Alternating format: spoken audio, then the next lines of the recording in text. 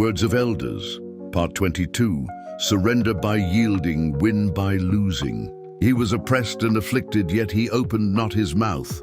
Isaiah 53:7. There is a power that hides in yielding, a wisdom that chooses peace over pride, a strength that bows not in defeat, but in divine design. In this world, everyone wants to fight, to clap back, to defend their name, to prove they are right. But those who walk with God are trained differently. We do not fight every battle. We do not answer every insult. We do not resist every resistance. Sometimes we surrender, not because we are cowards, but because we understand the cross. The greatest victory in history came through what looked like the greatest defeat. Jesus, betrayed, falsely accused, spat upon, beaten, mocked, and crucified.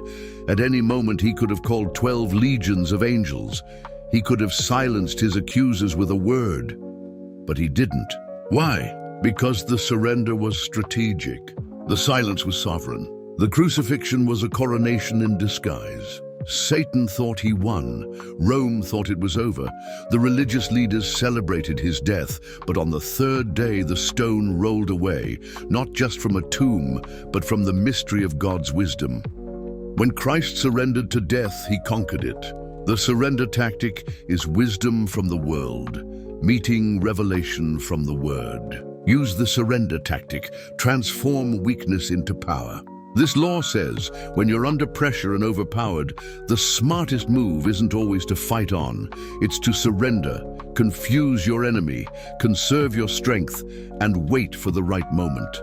Green illustrates this with Han Xin, the Chinese general who submitted to humiliation to preserve his destiny.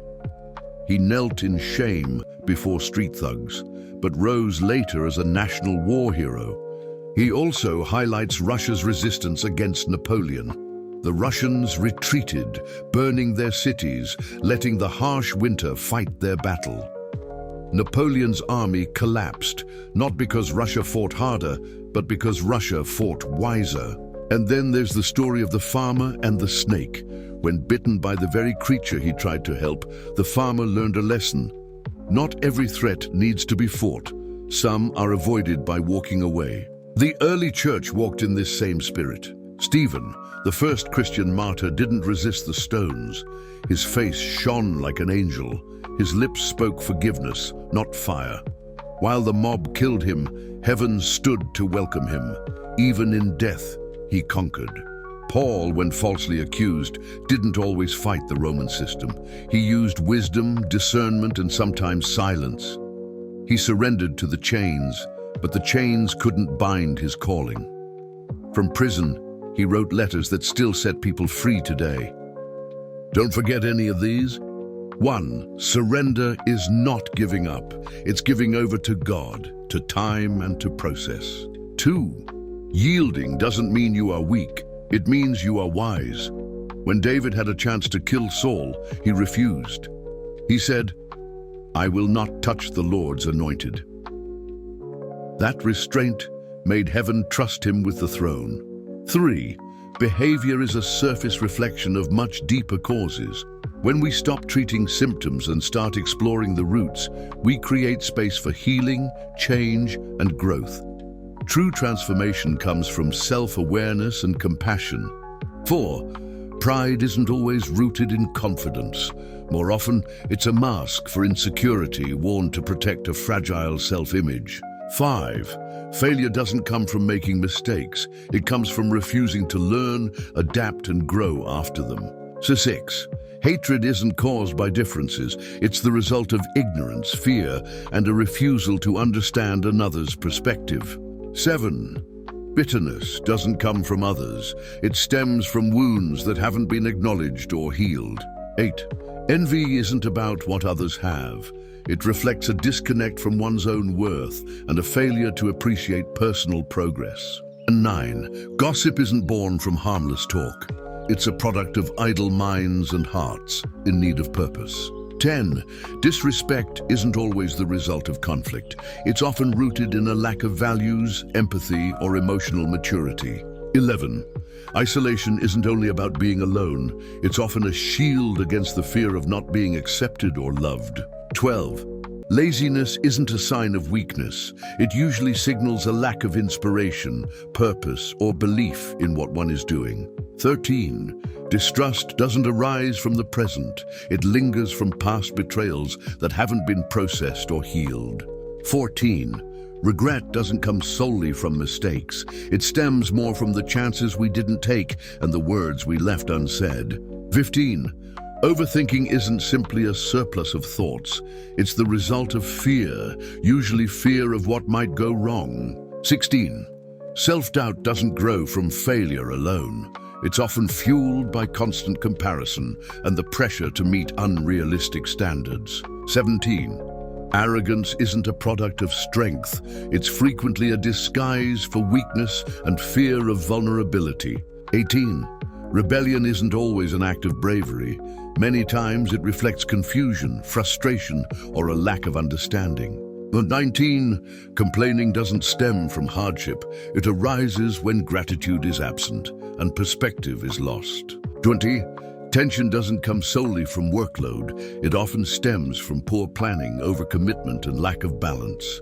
21. Anxiety isn't just a reaction to stress. It can emerge from feeling unprepared or overwhelmed by the unknown. 22. Greed isn't always about need. It usually signals an inability to feel fulfilled or satisfied. 23. Misunderstanding doesn't originate from differences. It's rooted in the absence of real communication and active listening. 24. Depression is more than sadness. It's often the deep ache of feeling alone in one's sadness, unseen and unheard. 25. Criticism doesn't always come from care. It can come from judgment, ego, or the need to control. 26. Arguing isn't about having strong opinions. It's what happens when we don't honor or listen to others' perspectives. 27. Confusion isn't caused by too much information. It's a lack of guidance, purpose, or inner clarity. 28.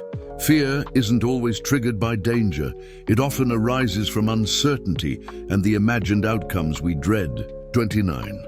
Dishonesty isn't caused by opportunity. It's often the result of weak character, insecurity, or lack of integrity. 30. Neglect isn't a byproduct of being busy. It's a reflection of misplaced priorities and emotional disconnection. 31. Procrastination doesn't stem from laziness. It often grows from a lack of clarity or direction. When the mind doesn't know where to begin, it naturally delays the start. 32. Ingratitude isn't about what's missing. It reveals a struggle to recognize the value in what already exists. Contentment, not quantity, cultivates thankfulness. 33. Anger isn't simply a reaction to words. It's a signal of unresolved emotions and unhealed pain bubbling to the surface. Be patient with yourself, honest in your reflections, and intentional in your journey toward becoming your best self. Let others burn with ego. Stay cool with vision. Let them scream and threaten. Let them chase platforms. But you, stay low, stay hidden, stay bowed. There's a time when God raises his own, and when he does, no man can stop it. The oak resists the storm, it breaks. The bamboo bows with the wind, it survives. Blessed are the meek, for they shall inherit the earth. Many want to roar like lions, but the lamb conquered by being slain. There's a time to roar, yes, but first you must learn to bleed without bitterness. Not every act of evil needs your revenge. Let Judas kiss you, let the cross stand. The resurrection will speak louder than your defense. There's a sacred wisdom in knowing when to walk away. Not every confrontation deserves your energy. Not every accusation needs a response. Not every open door is divine. Sometimes you must lose on the outside to win on the inside. The world teaches us to conquer with control, but the Spirit teaches us to overcome with surrender. So if you're in a season of silence, if you've been overlooked, betrayed, misunderstood, don't panic, don't fight, don't prove your point. Let God write your story. Let time unfold your purpose. Let surrender work its secret strength. Because in this kingdom, the one who kneels may rise higher than the one who climbs, and the one who dies may be the one who truly lives. The elders say, he who knows when to surrender will rise in a way no man can stop. Yielding is not losing, it is trusting the timing of heaven.